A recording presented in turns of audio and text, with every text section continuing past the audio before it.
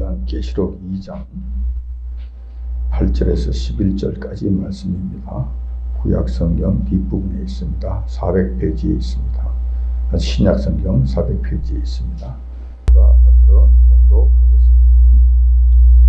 스무나 교회의 사자에게 편지하기를 점이요 나중이요 죽었다가 살아나시기가 가라사대 내가 너 환난과 궁핍을 아노니 실상은 너가 부유한 자니라. 자칭 유대인이라 하는 자들의 회방도 아노니 실상은 유대인이 아니요 사단의 회라. 너가 장차 받을 고난을 두려워 말라. 볼지어다 마귀가 장차 너희 가운데서 몇 사람을 오게 던져 시험을 받게 하리니 너희가 10일 동안 환난을 받으리라. 너가 죽도록 충성하라. 그러면 내가 생명의 멸류관을 너희에게 주리라. 귀 있는 자는 성령님이 교회들에게 하시는 말씀을 들을지어다. 이기는 자는 둘째 사망의 해를 받지 아니하리라. 아멘. 오늘 본문 말씀을 중심으로 해서 죽도록 충성하라 이 말씀을 두고 말씀을 나누고자 합니다. 우리는 종종 하나님의 말씀을 오해하면서 신앙생활하는 경우가 있습니다. 이런 상태를 우리는 별로 중요하게 생각하지를 않습니다. 그냥 그렇게 살아가는갑다 그러고 살아갑니다. 하지만 이러한 현상은 생각 외로 심각한 부작용을 낳게 됩니다. 하나님의 말씀을 오해했을 때 나타나는 부작용이 굉장히 크다는 거예요. 우리가 그냥 무심코 지나가는 그러한 일들이 실질적으로는 우리에게 굉장한 부작용을 낳게 된다는 것입니다. 같은 하나님의 말씀이라고 해도 잘못 해석할 경우 우리는 여호와 하나님에 대한 오해를 하게 됩니다. 하나님에 대한 오해를 하게 되면 하나님과의 관계가 멀어지게 되고 우리의 신앙생활과 열심히 행하는 그 모든 것들이 헛수고가 됩니다. 하나님께서는 이렇게 하라고 말씀하셨는데 이 뜻을 잘못 알아듣지 못하고 저렇게 했을 경우에 우리가 아무리 열심히 해도 하나님의 뜻을 이루지를 못하는 것이 됩니다. 오히려 열심히 하면 열심히 하는 만큼 하나님의 말씀을 거역하는 일이 되는 거라는 것입니다. 그러므로 하나님 말씀을 오해했을 때, 잘못 알아들었을 때 그에 따르는 신앙의 폐해라고 하는 것은 상당히 크다는 것입니다. 더욱 두려운 것은 악한 사탄의 세력들이 이단들을 동원해서 선량한 성도들의 믿음을 흔들어 놓는다는 거예요. 잘못 오해하고 있을 때, 잘못 알고 엉뚱한 길을 갔을 때 바로 사탄의 먹이가 된다는 거예요. 마치 에덴 동산에서 아담과 이브를 미혹하였던 것과 같은 일이 발생할 수 있다는 것입니다. 이브가 선악과에 대해서 따먹으면 죽을까 하노라 라고 대답을 합니다. 정령 죽으리라 라고 말씀하셨는 그 말씀을 잘못 오해를 해서 죽을까 하노라 라고 하는 아주 작은 차이의 오해가 있었던 것입니다. 그 결과 어떻게 되었습니까? 사탄은 즉시 그 틈을 비집고 들어와서 너희가 결코 죽지 아니하리라 라고 쏘깁니다. 결국 아담과 이브를 여호와 하나님께로부터 분리시키고 그 아담과 이브를 죽음으로 몰고 갔던 것입니다.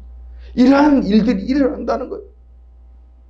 이처럼 하나님의 말씀을 바르게 알지 못하거나 잘못 해석할 경우에 성도들이 입게 되는 폐해는 상상외로 크다는 것을 기억하시기 바랍니다.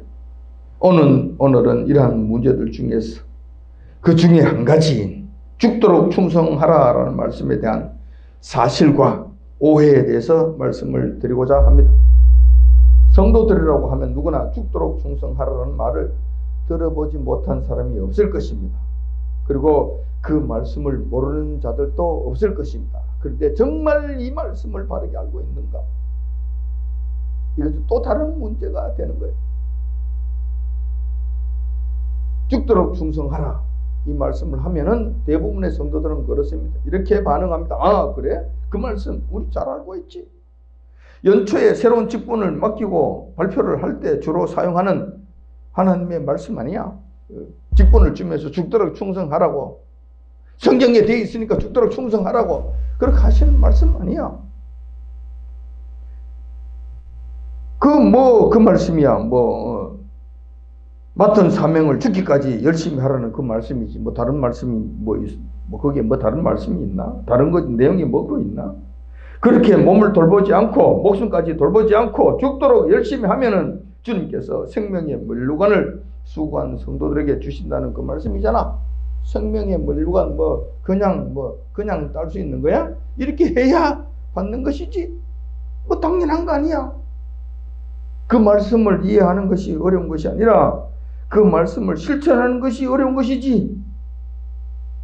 그렇게 하지 못해서 답답한 거지.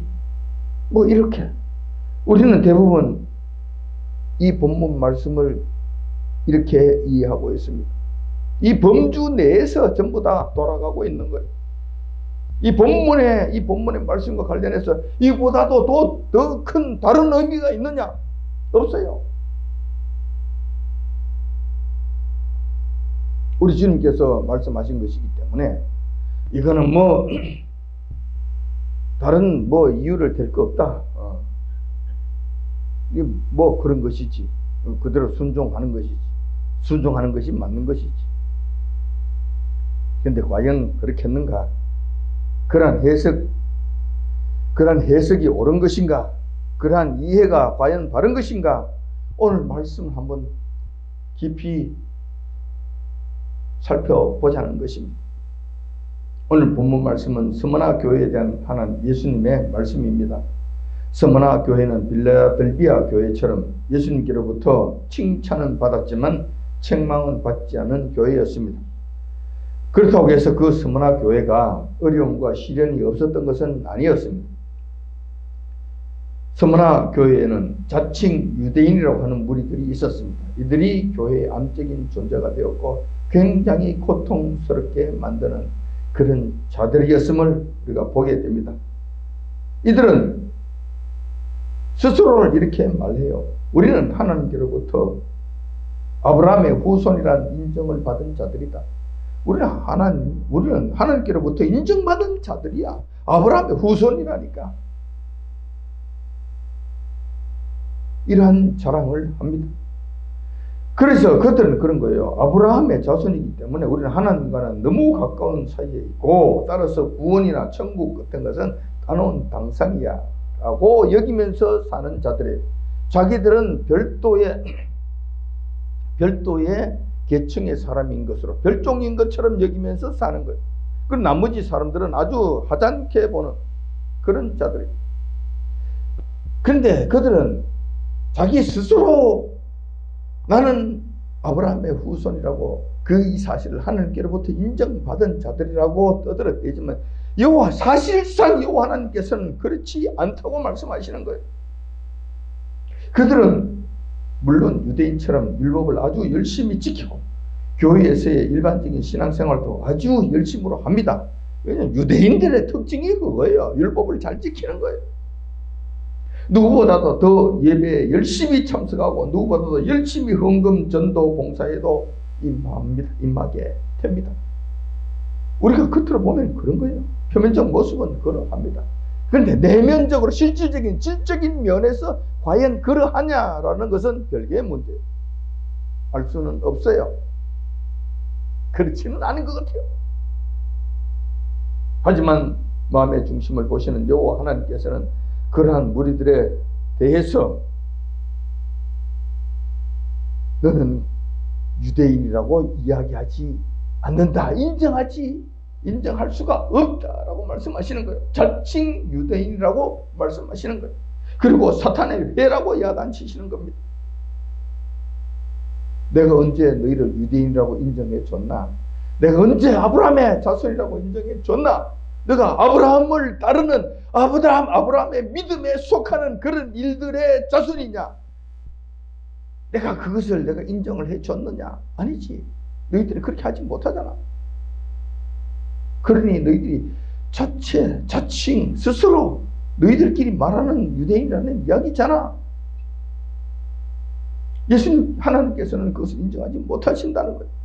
우리 예수님께서도 인정하지 못하신다는 거예요. 마음의 중심을 보시는 분께서 너희는 그런 자격이 없다라고 말씀하시는 거예요. 그러면서 오히려 너희들은 유대인이 아니라 사단의 회라고 야단치시는 겁니다. 사단의 회라고 하는 것은 귀신들의 모임, 귀신들의 모임이라는 거예요. 사단의 회는 귀신들의 모임이에요. 이 말은 무엇인가? 너희들이 지금 너희들이 모여있는 이 모임이 유대인들의 모임이 아니라 귀신들의 모임, 귀신의 도구로 사용되고 있는 그 무리들이다라고 예수님께서 지금 책망하시는 거예요. 그들은 교회 안에서 열심을 다하는 것 같지만 사실은 주님의 몸된 교회를 분열시키고 파괴시키고 선량한 성도들의 믿음을 무너뜨려서 실족케 하는 암적인 존재, 안적인 역할을 하는 그런 자들이라는 것입니다. 이것을 책망하시는 거예요. 너희는 그러지 말라고. 자, 이런 환경 가운데서도 서문화 교회의 교인들은 그것을 이기면서, 그것을 극복하면서 그 암적인 존재들을 달고 살면서도 건강을 잃지 않고 신앙생활하는 그런 모습을 보였다는 것입니다. 그런데 이런 정도로만 끝나면 얼마나 좋겠습니까? 서문화 교회가 얼마나 다행하겠습니까? 많은 그것으로 끝난 것이 아니라는 거예요. 새로운 엄청난 시련이 곧 닥쳐올 것이 예비되었다는 것입니다. 그것은 다름이 아니라 서문화 교회 교인들 중에 몇 사람이 붙잡혀서 감옥에 들어가는 그런 환란이 온다는 것입니다. 예수님께서 지금 이걸 말씀해 주시는 거예요. 곧 지금 이런 환란이 닥친다는 거예요. 이런 문제가 너희들 앞에 닥친다는 거예요. 지금까지도 잘 견뎌왔지만 그 자칭 유대인이라고 하는 그 사단의 회에 그들의 그 파괴적인 일에도 불구하고 꿋꿋이 신앙을 지키면서 잘 지내왔지만 그것으로 끝나는 것이 아니라 이어서 이런 일들이, 이런 환란이 곧 닥친다고 말씀하시는 거예요. 그들은 감옥에 갇힌 자들은 이유가 다른 것이 없습니다. 주님만 섬긴다는 이유로 붙잡힌 거예요. 그리고 10일 동안 상당한 고통을 받게 된다고 말씀하시는 거예요. 본문 말씀에 보니까 너희가 10일 동안 환난을 받으리라 라고 말씀하셨는데 우리가 그냥 10일인지 10년인지 안 그러면 일정한 기간을 요한 우리 주님께서 10일이라는 말로 표현하신 것인지 그것은 우리가 알 수가 없어요. 단지 상당한 기간 동안 고통 속에 빠지는 그런 환란이 오게 될 것이다. 물론 그 과정에서 죽임을 당한 일도 실질적으로 발생할 것이다. 죽음의 위협은 충분히 있을 것이다 라는 것을 암시해 두고 있습니다. 왜냐하면 죽도록 충성하라고 말씀하셨기 때문에 죽음이 임박해 있다는 거예요. 이때 우리 주님께서 이 말씀을 하시는 거예요. 죽도록 충성하라고. 그러면 이때 죽도록 충성하라는 이 말씀의 의미는 무엇인가? 무엇을 의미하는 것인가? 죽을 때까지 열심히 충성 봉사하라는 그 말씀인가? 마치 악덕 고용주가 노예를 헐값으로 산 다음에 본전 뽑겠다면서 그 노예를 죽기 살기로 버려먹는, 혹사시키는 그런 것일까? 우리 주님이 그런 분이실까? 우리 주님께서 당신의 사랑하는 백성들에게 악덕 노예 상인들처럼 그렇게 당신의 자녀들을 부려먹을까? 그렇게 행하실까? 지금 이런 환난과 고통이 바로 눈앞에 닥쳐있는 이 상황 가운데서 지금 자칭 유대인이라고 하는 사탄의 회의 어려움과 고통을 이겨가면서 간신히 신앙을 지키고 살아가는 그 자들이 또 앞에 닥쳐있는 이 죽음의 환난, 이 상황에서 우리 주님께서 그냥 죽도록 일하라고, 노예 상인들처럼 그냥 차적으로 들고 때리면서 일하라고 요구하시는 그것일까? 잘 생각 한번 해보시기 바랍니다. 뭐 그렇게 어려운 것도 아니에요. 우리가 알거니와 우리 주님은 당신의 살아가는 백성들에게 절대로 악덕 노예 주인처럼 그렇게 행하지 아니하십니다. 오히려 여호와 하나님께서는 고아와 과부와 이방인들을 학대하는 자들조차도 미워하셨습니다. 그렇게 하지 말라고. 그들을 학대하면 안 된다고. 하물며 당신의 백성들을 학대하시겠는가? 이렇게 혹사를 시키시겠는가? 절대로 그렇지 않을 것이라는 겁니다. 본문의 말씀 중 원어를 한번 살펴보면은 죽도록이라는 이 단어에 사용되는 뭐 하도록 하는 이 단어는 바로 아클이라는 거야. 아클이. 원어가 아클이에요. 아클이라는 말은 뭐뭐 하는 그때까지, 뭐뭐 하는 그때까지, 뭐뭐 하는 상태에 이르러서도 라는 이런 의미를 갖고 있습니다. 그 어쩔 수 없이 한글로 이것을 표현하자면은 어쩔 수 없이 이렇게 표현이 돼요. 이 단어를 한글로 옮기면은 오해 소지가 생기기 매우 쉬운 이런 단어가 되어버렸어요. 그래서 죽도록 죽기까지 충성하라는 말씀으로 우리에게 번역돼서 우리에게 전해지고 있는 거예요. 근데 원래의 뜻은 그런 뜻이 아니라는 거예요. 원래의 뜻을 살려서 다시 설명하면 이렇게 됩니다. 아클이라는 그 말의 의미를 살려서 다시 한번 해석을 하자면은 이런 말이 되어요. 죽음에 임하게 되었어도 충성을 잃지 않도록 하라, 이 말씀입니다. 이런 의미가 되는 거예요. 다시 말하면 이런 거예요. 순교하면 순교했지 배도하지 말라는 경고의 말씀이 이 말씀이었다는 거예요. 그건 목사님 당신이 지금 임의적으로 그냥 해석한 거 아닙니까? 함부로 이야기하는 것 아닙니까? 그는 아닐 수 있을 건 하나님의 말씀을 변기하면 큰일 나는데, 덧붙여도 큰일 나는데, 예, 그렇습니다. 그렇게 하면 큰일 납니다. 잘못 해석해도 큰일 납니다. 제가 그렇게 한 것이 아니라 우리말 쉬운 성경에 보니까 이렇게 기록되어 있습니다. 죽음이 눈앞에 다가오더라도 끝까지 충성하라. 그러면 생명의 면류관을 내게 줄 것이다.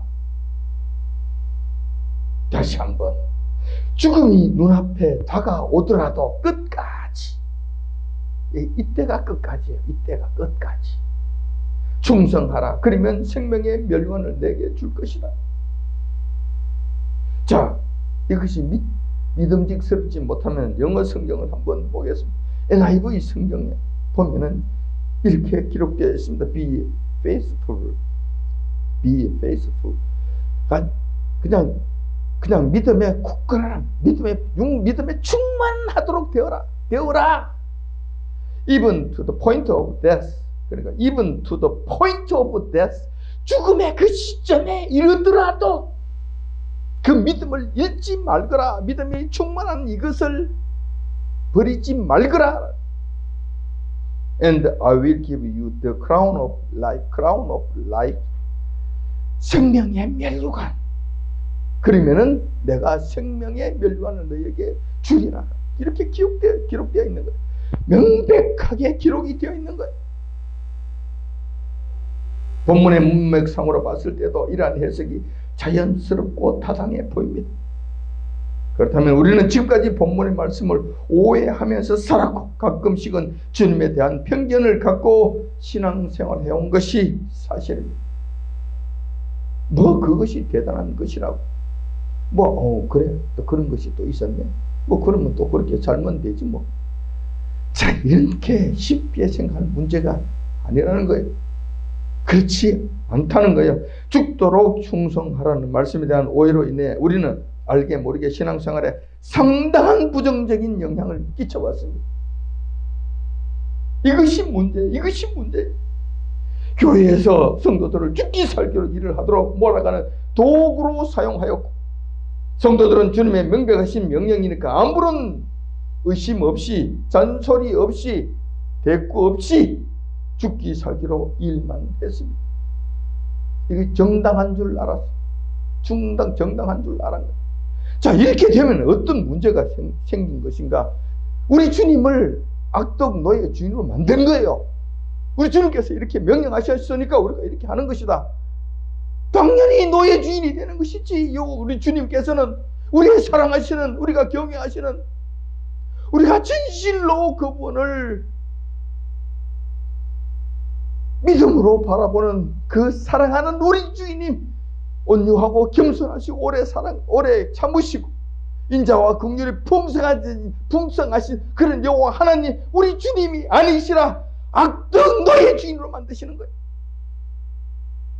알게 모르게 이렇게 만들어가는 거예요. 우리 주님께서 이렇게 하셨네. 아이고, 해야지. 허리 피면 안 되지. 또 해야지. 그 결과 어떻게 되었습니까? 교회 일에 지쳐서 쓰러질 때도 있고, 교회 생활, 신앙생활에 즐거움은 고사하고 염증을 느끼고 좌절하기도 합니다. 한두 사람입니까? 저도 평신도로서 신앙생활할 때 이런 경험을 무수히 겪었습니다. 여기에 대해서 속에서는 힘들어 죽겠는데 말을 못해. 왜? 우리 주님께서 하신 말씀이니까. 죽도록 충성하라고 말씀하셨으니까 말을 못해. 죽을 지경이야. 신앙생활이 즐겁지 않아요. 교회 가는 것이 반갑지 않아. 예배 드리는 것이 즐겁지를 않는 거예요.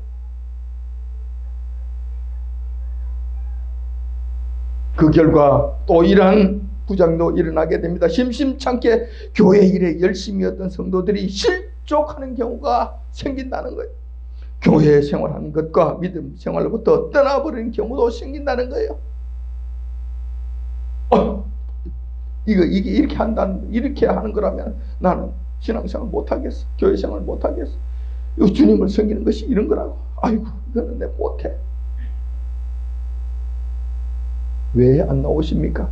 아이고, 글쎄 내가 몸이 좀 안 좋아서. 아이고, 글쎄 우리가 이사를 가야 돼서.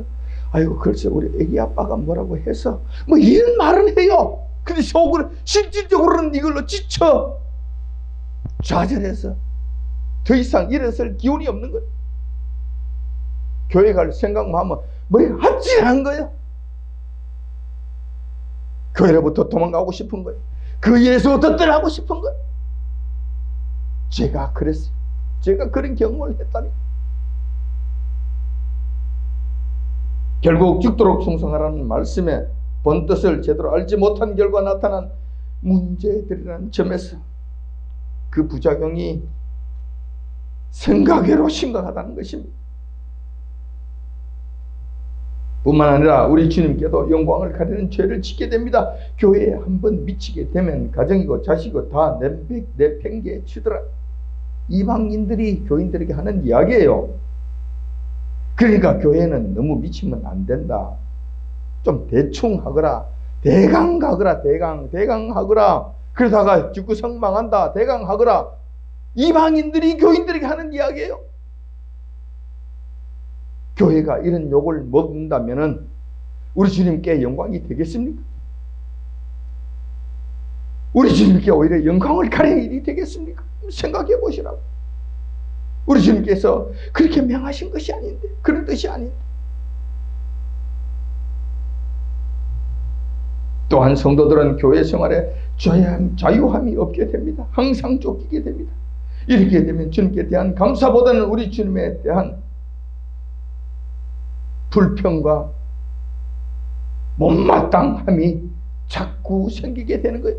우리 주님이 과연 이런 분이신가? 신앙생활이 과연 이런 것인가? 라는 의구심을 자꾸 갖게 된다는 거예요. 이런 환경 가운데서는 사탄이 비집고 들어와 성도들을 시험하고 주님과의 관계를 이간질하기가 아주 용이한 그런 환경이 만들어지게 된다는 거예요. 아담과 이브처럼 그때 사탄 귀신들이 들어와서 한 번만 그냥 찔러대면은 그냥 넘어가는 거예요. 그냥 실족하는 거예요. 그냥 무너지는 거예요.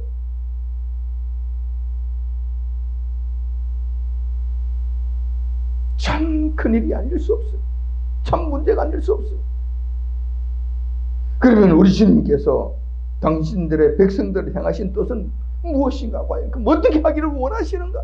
오늘 본문 말씀을 중심으로 해서 이 본문 말씀을 바르게 해석하는 것 이외에도 평소에 우리 주님께서 당신의 백성들을 향하신 뜻이 어떤 것인가? 한번 생각해 보자는 것입니다.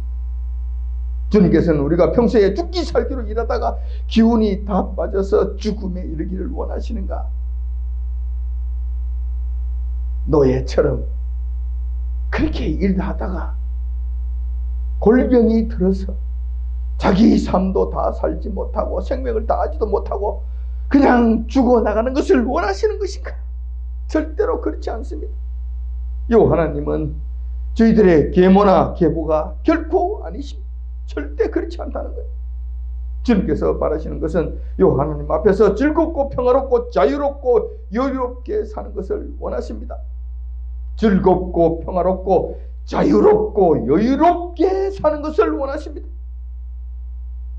구약의 명절들을 여러분들 아실 줄 압니다. 유월절, 수장절 같은 이 절기, 이런 절기가 되면 여호와 하나님께서 뭐라고 말씀하십니까?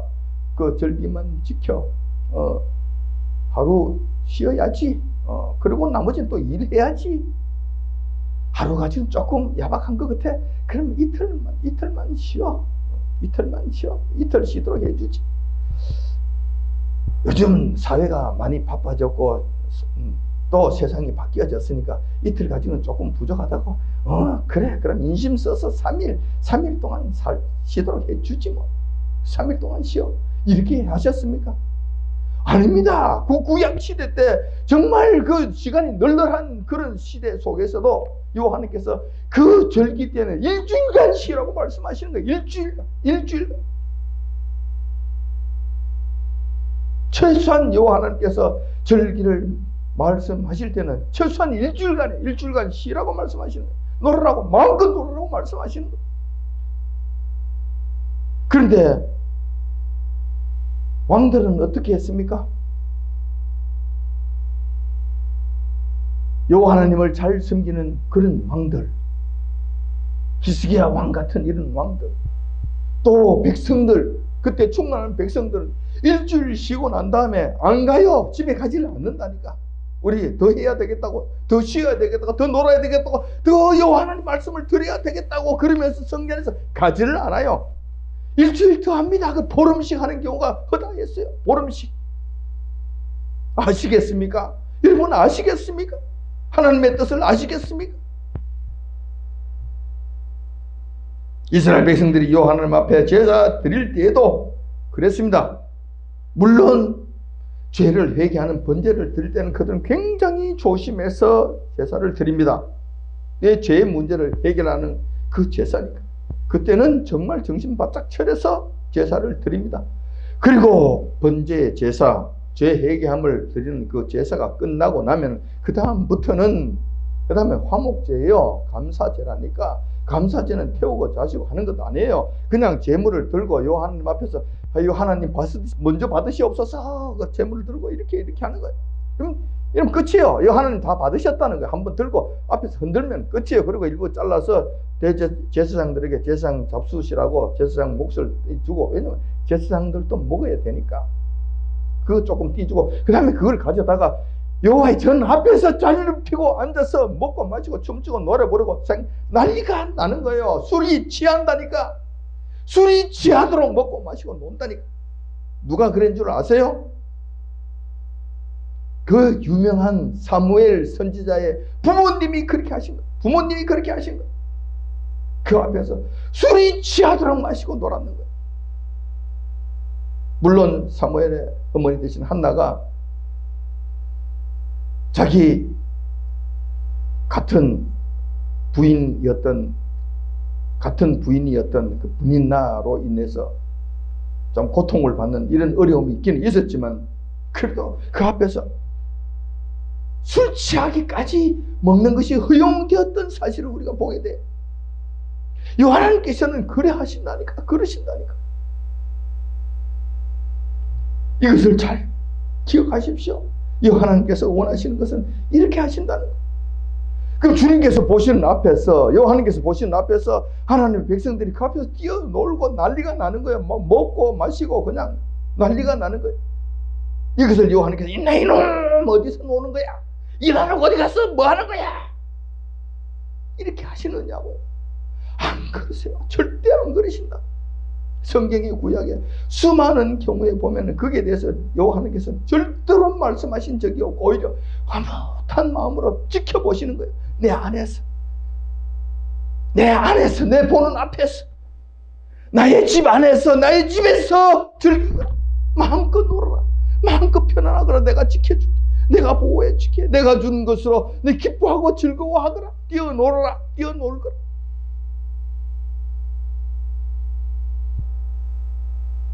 우리가 계모가 아니고 계부가 아닌데 우리 친아들과 친딸들이 우리 집에 와서 자녀들 데리고, 그것도 자녀들까지 데리고 손녀 손자들 데리고 와서 뛰어다니고 놀고 하는 걸 그냥 부모님이 못마땅해 하는 사람이 있겠습니까? 그냥 허허허 웃으면서 그래 그럼 그래 저는 저렇게 분담네, 저는 저렇게 건강하네, 저 힘봐라, 저 이럴 거 아니에요. 이러면서 기뻐 호호호 하실 거 아니에요. 우리도 그러지 않아요. 우리도 하물며 여호와 하나님께서 그것을 저버리신다, 일 안 하고 지금 뭐 하느냐고 야단치신다, 그럴 수 없는 거예요. 여러분 정말 오해하는 거예요. 정말 잘못 알고 있는 거예요. 그렇지 않다는 거예요. 또한 여호와 하나님께서는 원칙적으로 우리가 하나님을 위해 무언가 열심히 하겠다고 하는 것을 바라시는 분이 아닙니다. 우리가 하나님을 위해서 뭐를 하겠다고 덤벼드는 것이 아니에요. 여호와 하나님께서 우리를 위하여 무엇을 하신다는 거예요. 이걸 여러분들이 잘 기억해 주시기 바랍니다. 다윗의 경우가 이런 거예요. 다윗이 궁궐에 살면서 미안한 마음이 드니까 여호와 하나님께 대하여 성전을 지어드리겠다고 다짐합니다. 그러니까 여호와 하나님께서 뭐라고 말씀하십니까? 나단 선지자를 통해서 말씀해 주시는 거예요. 너가 나를 위해서 집을 짓는다고? 아니야. 너가 나를 위해서 집을 짓는다고? 아니야. 내가 너를 위해서 집을 지어주지. 그래서 다윗 언약이 나오게 되는 거예요. 너 정말 가상하다. 근데 그 가상한 뜻은 내가 받아들인다. 그렇지만 내가 나를 위해서 집을 짓는 것이 아니야. 내가 너를 위해서 집을 지어주는 거야.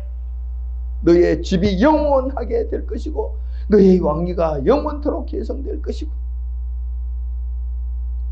너의 집이 영원토록 멸망하지 않은 영원한 집으로 존속되게 될 것이야 라고 말씀하십니다. 이 약속을 해주시는 거예요. 이렇게 되는 거예요. 또한 이사야서에서도 그 당시 이스라엘 백성들이 여호와 하나님을 위한 집을 지어 드리겠다고 그렇게 그냥 그들먹거리며 났습니다. 그러자 여호와 하나님께서 뭐라고 말씀하십니까? 너희가 나를 위하여 무슨 집을 지을고 나의 안식할 처소가 어디냐라고 말씀하십니다. 너희들이 나를 위해서 뭘 하려고 그러지 말아라는 거예요. 단지 여호와 하나님께서 원하시는 것은 내가 한 것을 너희들이 감사하며 받고 내가 너희들을 위해서 해준 이것을 고마워하고 감사하고 찬양하고 기뻐하고 즐거워하고 누려라라는 거예요. 이것을 못하니까 문제예요. 여호와 하나님께서 저희들에게 베푸신 은혜에 대해서 여러분들이 제대로 감사합니까? 그것도 못하잖아요. 그러면서 무엇을 하겠다고? 아니지. 하는 것이 아니지. 또한 우리가 잘 아는 바와 같이 주님께서 저희들을 위하여 십자가에 돌아가셨습니다. 주님께서 저희들을 위하여 십자가에 돌아가셨지 우리가 십자가를 진 것이 아니에요. 우리가 주님을 위해서 십자가를 진 것이 아니라니까. 이런 것들을 여러분들 잘 기억하십시오. 그래서 우리가 우리 주님을 위해서 뭔가를 하겠다고 덤벼드는 것이 아니라 우리 주님께서 행하신 그 모든 것들을 보면서 그것에 감사하십시오. 감사의 반응을 보이십시오. 그것만 하면 되는 거예요. 얼마만큼? 우리의 믿음의 분량만큼, 우리의 깜냥만큼 하십시오. 그러면 되는 거예요. 그러면 되는 거라. 자, 그러면은 우리 주님께서 저희들에게 일을 하지 말라고 하시는가? 아니잖아요. 일을 하라고 말씀하십니다. 그럼 일 명령하시는데 그럼 어떻게 하냐고. 이건 대충 하는 것이냐. 그러면 이 명령, 일하라는 명령, 뭐 땅끝이 이르는 내 증인이 되리라, 복음을 전하는 이 명령도 하셨는데 그럼 이거 어떻게 하라는 말인가? 그러면 주님의 일은 안 하고 그냥 게으르고 나태하게 내 마음대로 막 이렇게 막 설쳐도 되는 것인가? 자, 그거는 또 아니죠. 너무 좌로나 우로나 치우치지 마십시오. 그건 또 아니에요. 그러면 여호와 하나님께서, 우리 주님께서 저희들에게 이 일을 맡기실 때, 일을 하라고 하실 때는 어떠한 과정을 거쳐서 이 일을 하라고 하시는가? 결단코 폭군이나 악덕 노예 주인처럼 그렇게 하지 아니하신다는 이 사실부터 먼저 잘 기억하십시오. 우리 주님께서 하시는 방식은 먼저 우리에게 일할 수 있는 여건과 능력을 주십니다. 그런 다음 이런 일을 하라고 명하십니다.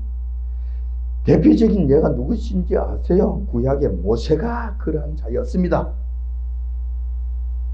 모세를 충분히 준비시키잖아요. 40년 동안 광야 생활을 통해서 그로 하여금 힘을 다 빼는 거예요. 정말 나는 보잘것없는 자이구나 하는 것을 확실히 만드신 다음에 40년 동안 확실하게 준비를 시키신 다음에, 그런 다음에 이 명령을 하시는. 그런데 한데 모세가 그러잖아요. 내가 무서워서 못 가겠다고. 근데 뭐 내 왜 나를 시키느냐고. 나는 그건 못 하겠다고. 아시지? 우리 주님께서 아시는 거예요. 우리 주님께서 어떻게 하셨습니까? 지팡이를 던져서 뱀이 되게 하시고, 그냥 풀 속에서 그 떨기나무 속에서 불이 막 올라오고 하는 이런 일들을 해 주시잖아요. 확실하게 증거를 보여주시잖아요. 그러니까 이 막대기를 들고 가면 내가 할 수 있게끔 해 주신다는 증거를 확실히 보여주고 확신을 보여주십니다. 함께 하시겠다는 능력을 친히 보여주십니다. 그런데도 모세가 뭐라고 그럽니까? 나는 입이 둔하여서 말을 할지를 못합니다. 말을 잘 못합니다. 또 변명을 대는 거예요. 그러니까 주님께서 뭐라고 말씀하십니까? 너 이놈의 자식, 무슨 변명이 그렇게 많아! 명령대로 안 하고! 이렇게 말씀하시는 것이 아니라, 그래, 네 말도 일리가 있다. 40년 동안 그냥 들과 바람만 보고 살았으니 무슨 말을 했겠나. 그러니 말을 잘 못하겠지. 좋아, 그래, 알았어, 내가 이해해. 그러니 너 형을 내가 붙여줄게. 너 형 아론은 말을 잘 하잖아. 그러면 그 형 아론을 하여금 너 말을 대언하도록 해줄게, 보내줄게, 한 팀이 되게 해줄게. 또 여건 마련해 주시잖아요. 자, 그러면은 또 그런 거, 하나님께서 또 그런 거예요. 너 형이 너희 말을 대신 하게 될 것 같으면 형이 너 위에 올라서서 너 형 노릇을 하게 될 거, 너 지도자 노릇을 하게 될 것 같으면 너 지도력이 또 문제가 생길 것 아니야. 그럼 이건 안 되니까 너 형 아론을 하여금 너 동생, 너 모세를 하나님같이 여기도록 해줄게. 여기까지 다 해주신다고 말씀하신 거예요. 그러니까 아론은 절대로 동생인 모세를 함부로 대하지 못했던 거예요. 평생 그렇게 한 거예요. 하나님께서 이 모든 여건을 다 마련해 주시고 난 다음에, 그런 다음에 이스라엘 백성들을 애굽에서부터 인도해 내라고 명령하신 거예요. 아시겠습니까? 무조건 하라고 명하신 것이 아니라는 거예요. 이렇게 된 거예요. 다윗도 마찬가지입니다. 성령님께서 기름 부어 주심으로 말미암아 하나님의 신으로 충만하게 된 다음에, 그리고 또 한 십몇 년간 사울 왕으로부터 심각한 고난을 받은 다음에 차근차근히 하나님의 백성들을 다스리는 왕으로 세워주셔 갔던 것을 보게 됩니다. 여호와 하나님께서는 결탄코 무지막지하게 저희들에게 일을 시키시는 분이 아니시고 하라고 강요하시는 분이 아니시라는 사실을 기억하시기 바랍니다. 신약에 와서도 마찬가지입니다. 하나님의 제자들에게 똑같은 원칙으로 일을 맡기십니다. 예수님께서 성전하시기 전에 제자들에게 분부하실 때에도 무조건 지금부터 나가서 복음을 전하라고 강요하지 아니하셨습니다. 여러분들 잘 아실 거예요. 사도행전 1장 4절에 그 말씀이 기록되어 있어요. 가라사대 예루살렘을 떠나지 말고 내게 들은 바 아버지의 약속하신 것을 기다려라고 말씀하시는 거예요. 지금 당장 나가서 뭐 하라고 명하시는 것이 아니에요. 기다리라고 말씀하시는 거예요. 여러분 잘 아시잖아요. 보혜사 성령님 오시고 그분이 임하시게 되는 것, 이걸 기다리라고 말씀하시는 거예요. 보혜사 성령님 오셔서 그들에게 임재하셨을 때 그들이 담대해지고 힘이 있고 할 수 있는 능력이 생기는 거예요. 그런 다음에 이 일을 하라고 명하시는 겁니다. 결단코 아무렇게나 막 그렇게 무리하게 요구하시는 그런 분은 절대로 아니시라는 거 기억하시기 바랍니다. 그래서 오순절날 성령님 감리하신 다음에 제자들이 나가서 힘있게 성령님께서 주시는 그 능력으로 힘있게 그 사명을 감당하는 것을 보게 됩니다. 마찬가지로 주님께서 성도들에게 일을 맡기실 때도 같은 원칙이 적용됩니다. 먼저 은사를 주십니다. 소위 말하는 달란트를 주신다는 것입니다. 일할 수 있는 도구를 주신다는 거예요. 환경도 주신다는 겁니다. 그런 다음에 일하라고 명령하시는 거예요. 그 도구에 알맞는 일을 하라고 명하시는 것입니다. 여러분, 이것도 잘 기억하시기 바랍니다. 호미를 주시면서 이 호미를 주고, 야, 가서 지금 저 산을 옮겨, 이렇게 명하시기 아니하신다는 거예요. 호미를 주시고 난 다음에 저 텃밭을 조금, 텃밭에 풀 좀 내, 이거 명하시는 것이지. 낫을 주신 다음에 글을 쓰라고 명하지 아니하십니다. 낫을 주고 난 다음에, 그 낫을 잘 쓰는 사람인데, 낫 가지고 뭐 가지나 치고 하는 거, 이런 걸 잘하는 사람인데, 낫을 줬으니 가서 지금 성경 말씀 필사하고, 저 연설문 만들어 가져오고, 이런 것을 시키지 아니하신다는 거예요. 터무니없는 이런 일을 시키지 아니하신다는 거예요. 여러분들 잘 기억하십시오. 절대로 그렇게 하시는 분이 아니시라는 거예요. 결론적으로 말씀드리면, 죽도록 충성하라는 명령은 죽을 때까지 일하라는 말씀이 아니고, 무조건 눈에 보이는 일이나 남이 하니까 나도 무조건 해야 하는 일을 말하는 것은 더더욱 아닙니다. 주님께서 각자에게 맡기신 일, 그 일에 열심을 다하는 것입니다. 끝까지 열심을 다하는 것입니다. 성실히 그 사명을 다하는 것입니다. 최선을 다하라는 이야기가 아니라 나름대로 열심히 하는 것입니다. 내 능력껏 하는 것입니다. 가끔씩은 쉬어가면서, 가끔씩은 좀 게으르다고 생각될 만큼 해도 문제 없습니다. 절대 문제 없습니다.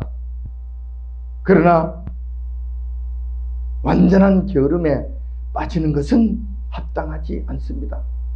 완전한 게으름에 빠지라는 이런 뜻은 아니고, 약간 그냥 모자란 듯이 해도 상관없다는 것입니다. 상관없다는 거예요.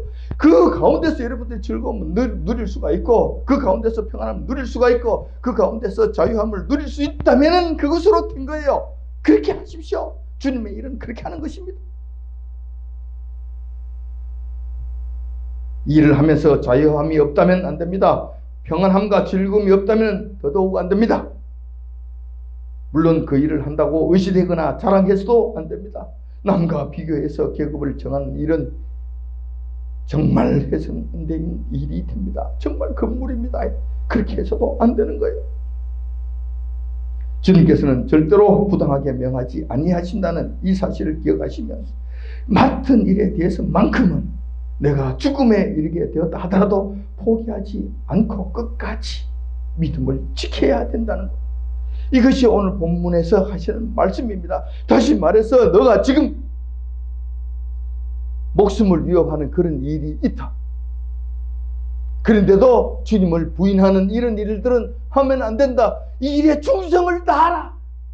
목숨을 걸고서라도 충성을 다하라고 명령하시는 것입니다. 이렇게 해서 주님의 말씀을 오해하지 마시고, 잘못 알므로 말미암아 왜 주님께 영광을 가리는 그런 일들 하지 마시고, 정말 자유함과 평안함과 넉넉함과 즐거움 가운데 주님의 일을 하시기 바랍니다. 항상 능력 주시는 자 안에서 우리가 모든 일을 넉넉히 할 수 있다는 이 사실을 기억하시면서 올 한 해 동안은 즐거움 가운데 주님의 일을 충성되이 감당하신 저와 여러분들이 다 되시길 이 아침 주님의 이름으로 축원드립니다. 기도하겠습니다.